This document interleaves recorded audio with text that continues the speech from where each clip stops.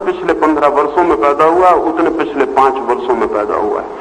अब दुनिया जब पहले 1850 वर्ष में जितना ज्ञान पैदा करती थी, उतना 5 वर्ष में पैदा कर रही है। ये भी ज्यादा देर नहीं चलेगा, आने वाले दिनों में 2.5 वर्ष में उतना ज्ञान पैदा हो जाएगा। असल में दुनिया को 1850 वर्ष में जितना ज्ञान मिलता था, अगर 5 वर्ष में मिल जाएगा तो नॉलेज एक्सप्लोजन हो जाएगा। ज्ञान बहुत आगे निकल जाएगा, आदमी बहुत पीछे छूट जाएगा। 1800 साल में हम एडजस्ट हो जाते थे, अनेक पीढ़ियां बदल जाती थी जब ज्ञान बदलता था। सच्चाई तो यह है कि एक आदमी की जिंदगी में करीब करीब दुनिया में कुछ भी नहीं, जैसी दुनिया थी वैसी होती थी। जैसा आदमी जन्म के वक्त दुनिया को पाता था, करीब करीब वैसी की वैसी मरते वक्त दुनिया को छोड़ता था। इसलिए उसके लिए एडजस्टमेंट का सवाल नहीं था, वो एडजस्टेड ही पैदा होता था और मरता था। अब एक बार आदमी की जिंदगी में 25 बार सब बदल जाता है। असल में हमें पुराना ख्याल छोड़ देना चाहिए एक जन्म का। अब एक आदमी जिंदगी में 25 बार जन्म ले रहा है, क्योंकि उसके आसपास की दुनिया हर 5-10 साल में बदल जाती है, उसको फिर से एडजस्ट होना पड़ता है।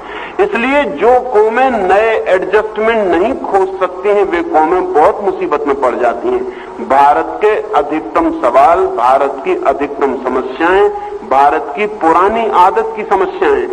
हम पुरानी आदत से मजबूर हैं, हम जिंदगी को थिर मानने की आदत लिए बैठे हैं, जबकि जिंदगी अब तालाब नहीं रह गई, नदी हो गई, वो रोज बदली जा रही है।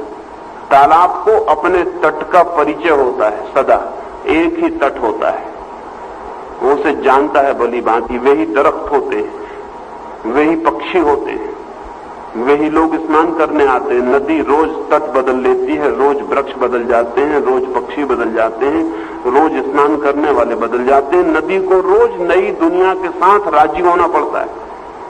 हिंदुस्तान अब तक एक तालाब था, वो पहली दफा नदी बना है, उसे बहुत मुसीबत हो रही है।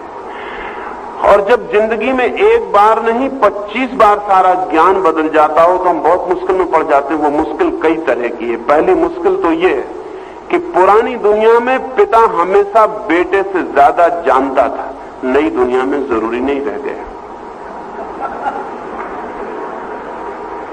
लेकिन बाप की पुरानी अकड़ नहीं जाती। पुरानी दुनिया में बाप अनिवार्य रूप से ज्यादा जानता था, इसमें कोई शक की बात ही नहीं थी। कभी इसमें बेटा सवाल ही नहीं उठा सकता था, क्योंकि बाप ज्यादा जिया था, इसलिए जो फिर जिंदगी थी उससे वो ज्यादा परिचित हो गया था। बेटा कम जिया था, इसलिए वो कम परिचित था। असल में पुराना ज्ञान अनुभव से ही आता था और कोई रास्ता ही नहीं।